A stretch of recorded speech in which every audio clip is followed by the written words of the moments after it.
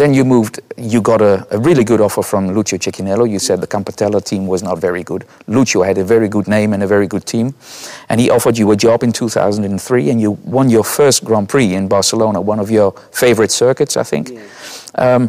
What did that feel like, that first win in 250? For me, it was incredible. I wait for this since the winter test, because I was first doing all the winter tests. And I don't remember so much in 2003 the first race, but I think I have a technical problem, and I did some podium before this win. But it was nice because Barcelona is one of my favorite tracks. I was in pole position. I had a great battle with Fonzineto, the Spanish rider, and finally I won the race. And for me, it was one of the best moments in my life. Then you moved to 250. Your first year in 250 was 2001.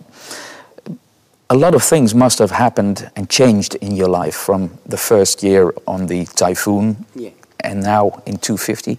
Can you tell us a little bit of what changed in your life?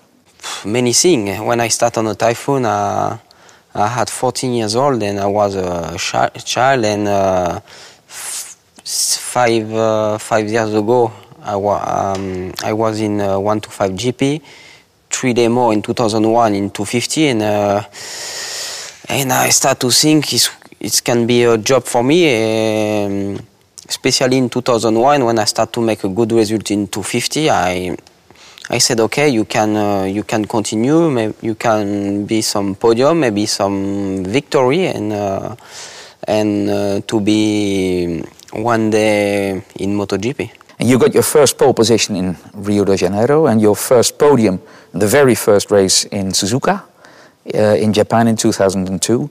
Tell us how that felt and whether you surprised yourself as well. Yeah, it was a great feeling in 2002. It was the first race on the year, and I used a private bike, and I was second on the grid on a dry condition. And I remember during the night, Saturday to Sunday, it's raining a lot, and I didn't sleep because I was sure on the dry I could be on the podium, but on the weight I didn't know.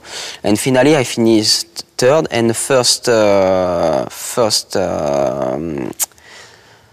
permanent rider, because the two Japanese riders was a wild card, and I led the championship after the first and the second race. It was like a dream for me. What does that do to a rider if you know that you can win races, if you know that you can be on the podium, but it doesn't work out, you don't finish on the podium? Is that very hard in your mind, mentally as well? Yeah, it's very hard, and each time when I start the race in 2004, it was to win or to be on a podium, and when I finished 5 or 6, I was very disappointed. And also when I have the possibility to win and to finish second or third, I was very disappointed, and maybe I was too young, and I did some mistake, but it's a life. And you also said that you changed a couple of things to get maybe more consistent. Do you remember what kind of things you changed, maybe in your way of preparing for a race? Yeah, because in 2003 I was very fast, but I had some technical problem, but also I crashed 2 times or 3 times, and it was my fault. And if I wanted to be world champion, for me, it was forbidden to crash like this. That's why in the beginning of the year, I was very consistent, and I started to finish all the races, and after 7 races, I did 7 podiums. It was good. But after that, I didn't know what's happened, maybe in my head, or maybe I had more pressure, but I did 2 or 3 races bad, like 5, 6. And I lost the contact. After that, I tried to recover, but it was too late.